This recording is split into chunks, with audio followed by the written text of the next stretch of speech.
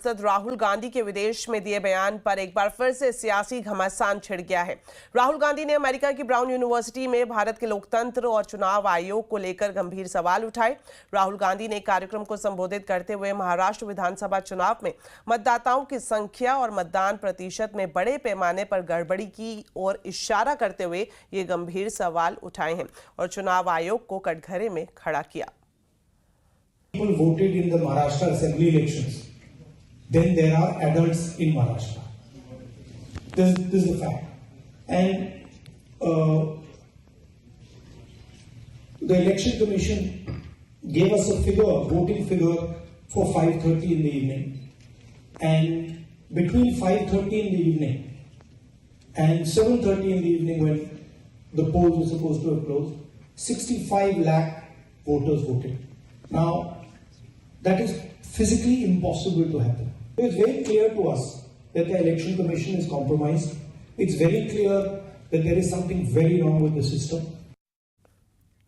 दूसरी तरफ राहुल गांधी के बयान पर बीजेपी ने पलटवार किया है। बीजेपी प्रवक्ता संबित पात्रा ने राहुल गांधी को लीडर विद नो पोजीशन बताया। इतना ही नहीं, संबित पात्रा ने राहुल गांधी को देशद्रोही करार दे दिया। आज वो विदेश की भूमि में जाकर भारत और भारत के महान लोकतंत्र को अपमानित कर रहे हैं, उसे बदनाम कर रहे हैं।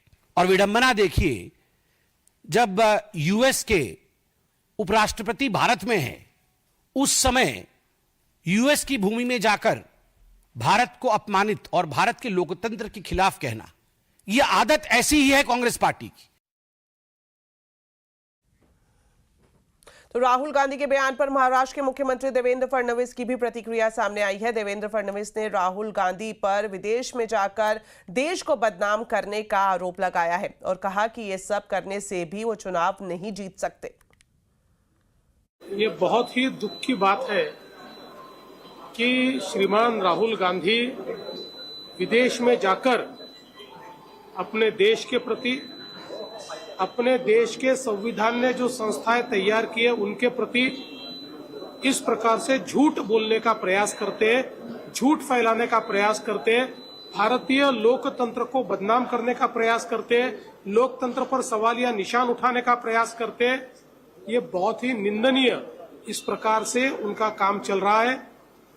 बार बार चुनाव हारने के बाद उनके ऊपर जो परिणाम हुआ है उसके चलते मुझे लगता है कि इस प्रकार की हरकतें वो कर रहे हैं।